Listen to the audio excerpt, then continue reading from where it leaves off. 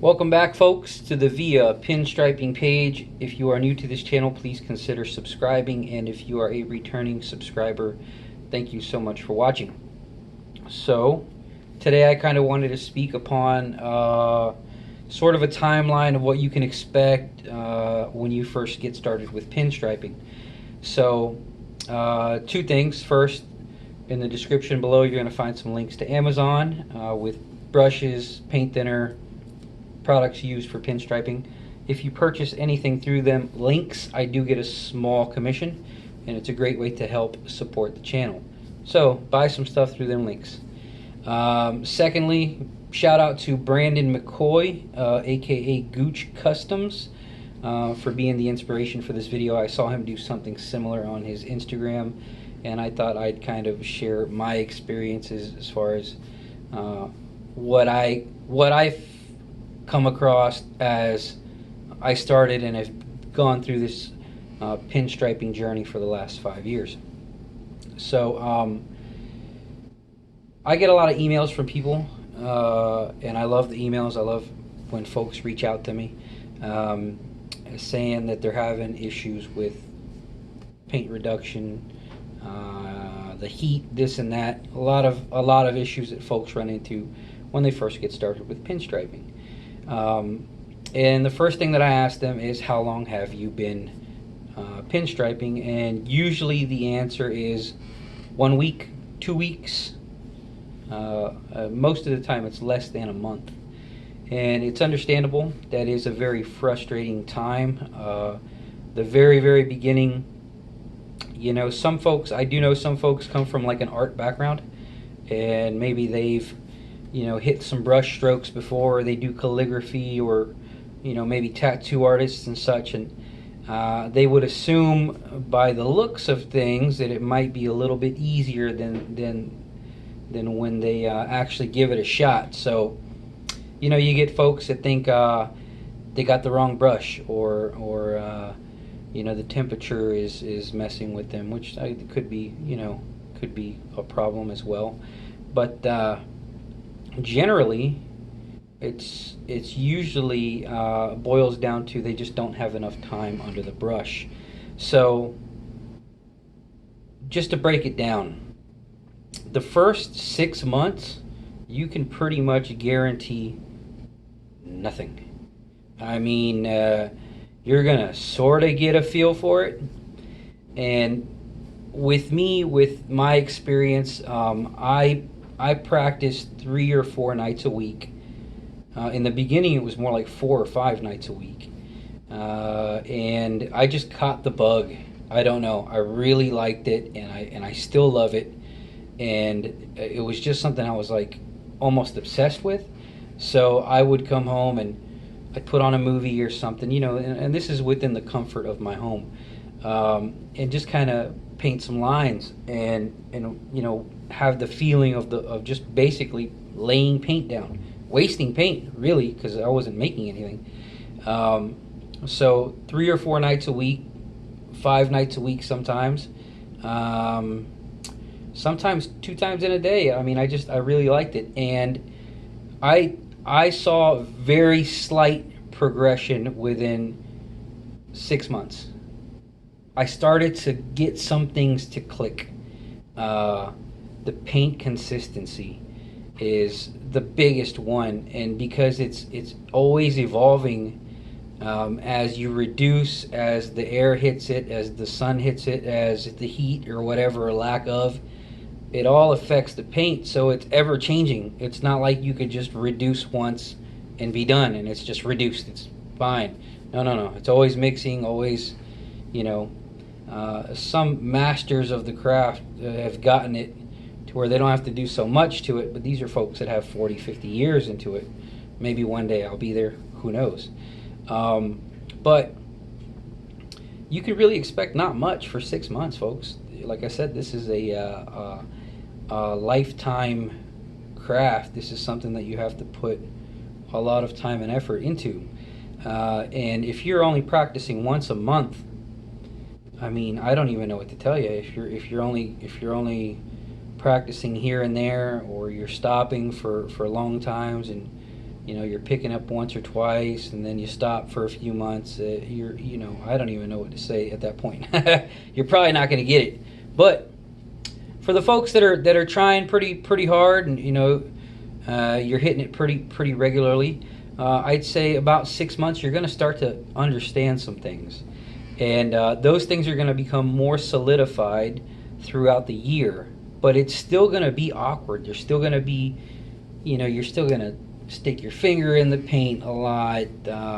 You're going to have drying issues. You're going to have you didn't clean well enough, or you're still not waiting long enough, or you're over reducing. You're still going to run into a lot of problems the first year. Year 2, those things are going to start to smooth out a little bit more. But now you're going to have issues with me. This is all personal now. This is what I ran into. After a while, it was more the line consistency, which goes hand to hand with paint consistency.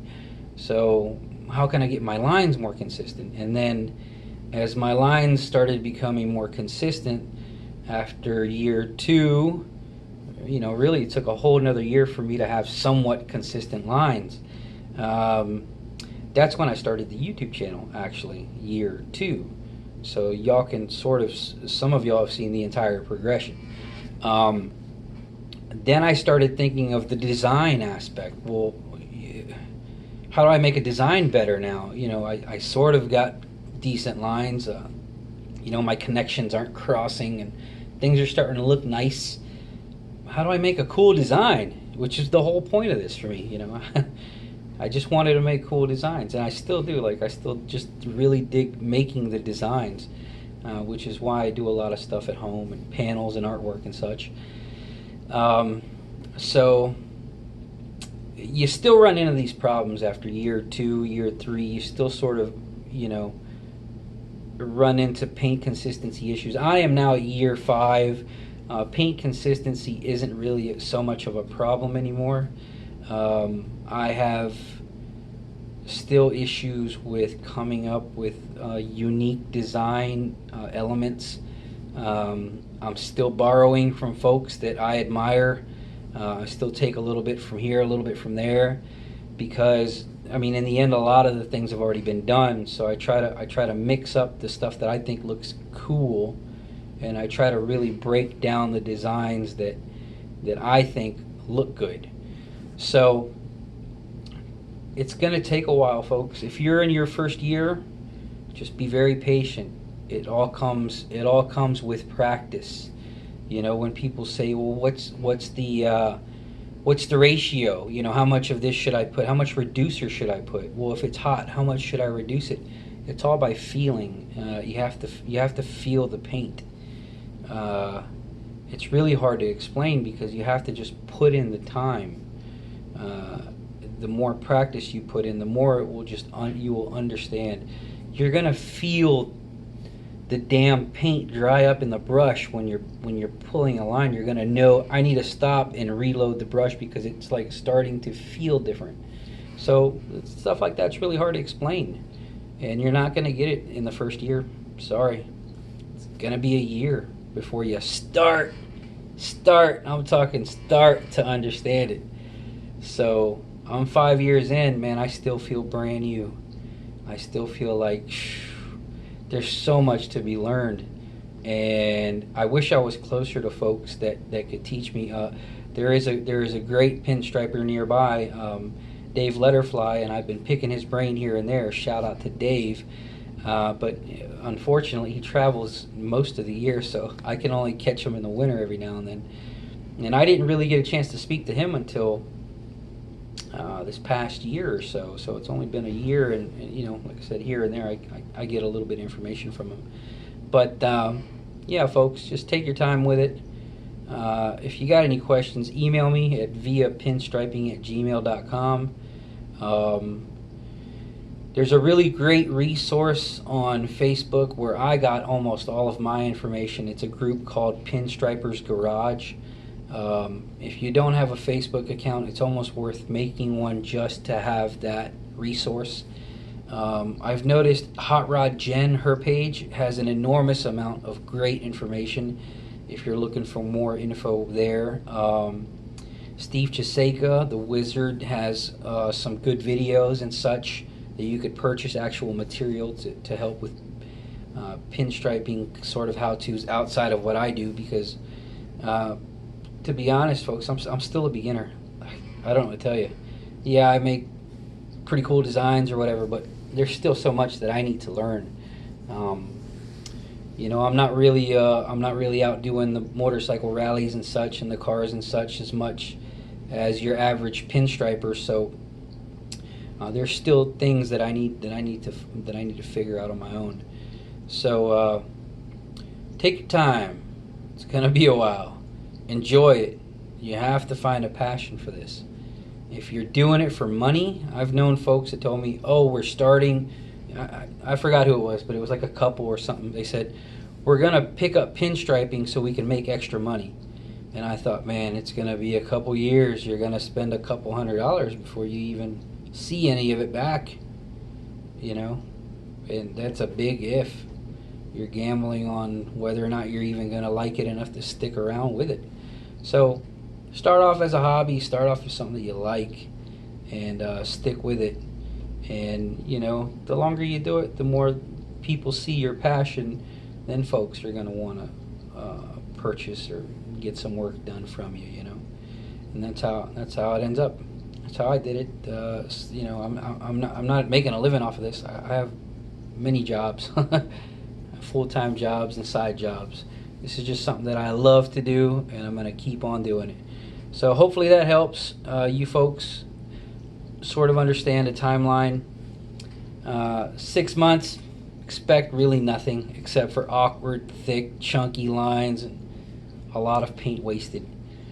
By the end of the year, we're talking year, you're going to start to sort of either dig it more and be more frustrated because you dig it because you're frustrated because you want to get better at it, or you've already kind of figured it out that it's not really for you and you're going to sell all your paint and such. I've seen it a bunch of times. No big deal. You move on to something cool, you know. You might be a really good crocheter. I don't know. All right, so that was a little rant. If you got any questions, hit me up. Thank you all so much for the support, and I love you all. Much respect. I'll see you later.